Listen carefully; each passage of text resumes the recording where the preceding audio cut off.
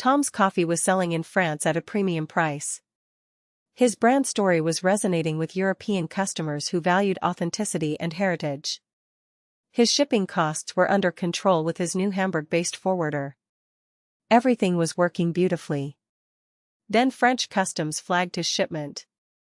The issue was his product classification. Tom had been exporting his coffee as a standard food product under a generic tariff code. But his French buyer was marketing it as an artisanal handcrafted product, which fell under a different regulatory category. Artisanal products in the European Union were subject to specific labeling requirements, production method documentation, and geographical indication protections. If Tom wanted to sell his coffee as artisanal, he needed to prove it was handcrafted using traditional methods in a specific region. The problem was, Tom's coffee actually was handcrafted using traditional methods in a specific region. His farm was in the Huila Mountains, a recognized coffee-growing region. His processing methods were passed down from his father. His coffee was picked by hand, sun-dried on raised beds, and roasted in small batches. He qualified completely for artisanal classification. He just didn't have the documentation to prove it. He opened the dashboard. Selected the trade department. Added the regulatory compliance specialist. Added the content department. Typed EU requirements for classifying a food product as artisanal handcrafted. Determine if Colombian coffee from the Huila region qualifies.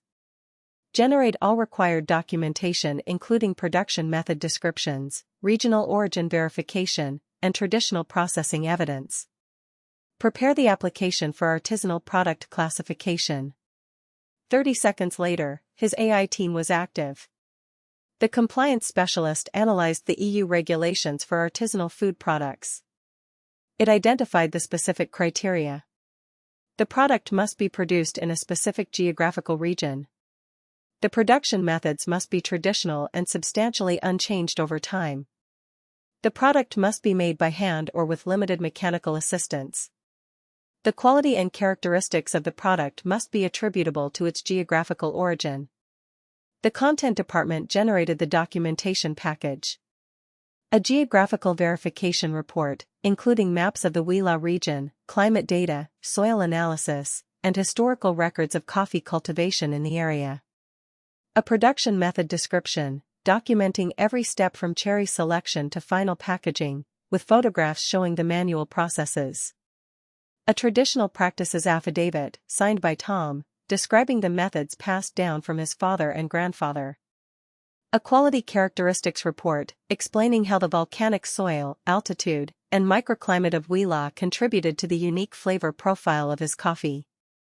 The dashboard also discovered that Huila coffee was already recognized as a protected designation of origin by the Colombian government.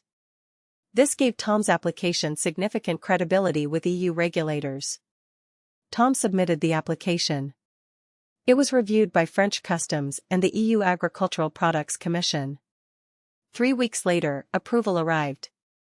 Tom's coffee was now officially classified as an artisanal handcrafted product of the Huila region.